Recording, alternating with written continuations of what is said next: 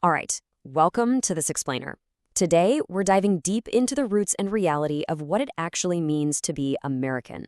We're going to do this by synthesizing modern political science with, well, over 10,000 years of history. We've got a ton of fascinating ground to cover, so let's just jump right in. So, what makes someone American? It's a massive central question, right? Is there really a single, simple definition? Or is the reality something way more complex? It's the kind of debate that happens everywhere, in our living rooms, on the nightly news, and all across academia. To figure this out, we'll follow this roadmap. We're going to explore what is American identity, then step back to before the Europeans arrived, look at the collision of cultures, break down the multiple traditions theory, and finally, look at our multi-creedal nation today. Okay, Section 1. What is American identity? The modern search for a singular definition. When people try to pin down what makes someone American, what are they actually looking for?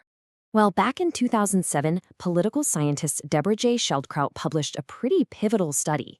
She wanted to know if the increasing ethnic diversity in the United States was fundamentally changing how American identity is defined. Basically, she took the hard empirical data of public opinion and tested it against established theories in political science. And what she found highlights this really fascinating tension. On the one hand, you have this very human desire for a single, easy measure of Americanism. We want to put this complicated concept into a neat little box. But on the other hand, the academic reality shows a complex and, honestly, sometimes contradictory set of national norms. Sheldkraut's research confirms that a single, neat box simply doesn't exist. Our identity is just this vast, tangled web. Which brings us to Section 2, before the Europeans arrived, a continent of deep, diverse history. To really grasp why our identity is so layered, we need to rewind the clock way back to the continent's earliest inhabitants. Because long before the English settled Jamestown in 1607, North America had tens of thousands of years of continuous, incredibly diverse indigenous societies shaping the land. I mean, we're going all the way from Paleo-Indians hunting Ice Age megafauna around 10,000 BCE to early corn farming in the Southwest by 3,000 BCE, right up to the massive mound-building societies peaking in the 12th century. The sheer variety across the continent was just staggering. You had the Hohokam developing early irrigation in the Southwest around 300 BCE. Then you had the Mississippian city of Cahokia in the modern-day Midwest. And get this, Cahokia was actually larger than the city of London at its peak in the 12th century.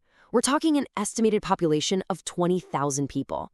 This was a thriving, highly developed place. And politically, the diversity was incredible. Take the Iroquois, for example. In the mid-15th century, they formed this highly sophisticated confederacy of 50 sachem chiefs.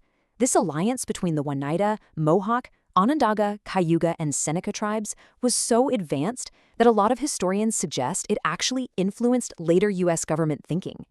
So the takeaway here is that massive diversity was baked in long before European contact, and that leads perfectly into Section 3, the collision of cultures, the myth of a single origin. Because it absolutely wasn't just the British setting up shop at Jamestown and Plymouth. The continent was shaped by this massive, chaotic collision of Spanish, Dutch, French, and British powers. Every single one of them brought their own distinct cultures, their own languages, and their own political systems to entirely different regions. It completely shatters the myth that we have this homogeneous, tidy origin story. Take New York City, for instance. It actually started as a Dutch settlement. The British didn't even take over the colony of New Netherland until 1664.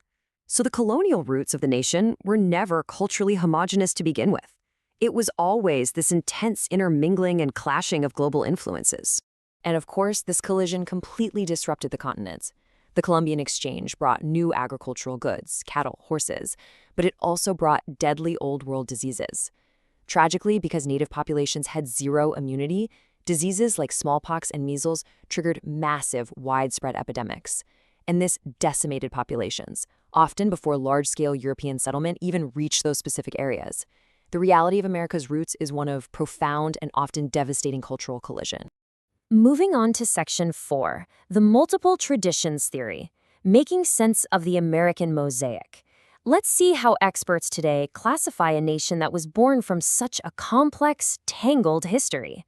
Because of this deeply layered history we just walked through, political scientists lean on what's called the multiple traditions theory to accurately describe American identity. This theory straight up rejects the idea of a single ideal. Instead, it accepts that being American involves a broad, incredibly complex, and sometimes totally contradictory range of norms. Just as Schildkraut's study confirms, you simply cannot force Americanism into one neat metric. It's fundamentally built on a multitude of traditions. If you try to measure it with just one ruler, you're literally ignoring the entire historical reality of the continent. So, what does this actually mean for us today, especially in a country going through major demographic shifts? Let's dive into our final section, A Multi-Creedal Nation Today, what the data shows about us now. Schildkraut's research essentially tested a specific, really important claim. Does an increasingly multicultural America, meaning higher ethnic diversity, actually create a multi-creedal America? By multi-creedal, we mean a place where people share a complex view of national norms. Basically, the big question was, does diversity break our shared identity, or does it just reveal its true, complex nature? Well, the data reveals something pretty incredible. A broad range of norms define the identity, and most Americans actually share this complex view.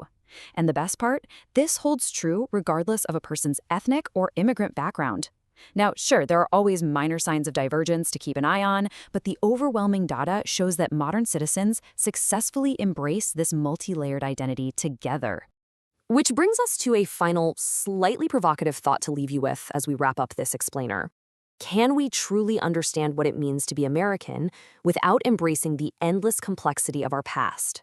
Ultimately, when you look at it from the ancient builders of Cahokia to the Dutch settlers in Manhattan, all the way to today's multi-creedal citizens, the search for a single, simple American identity is just impossible.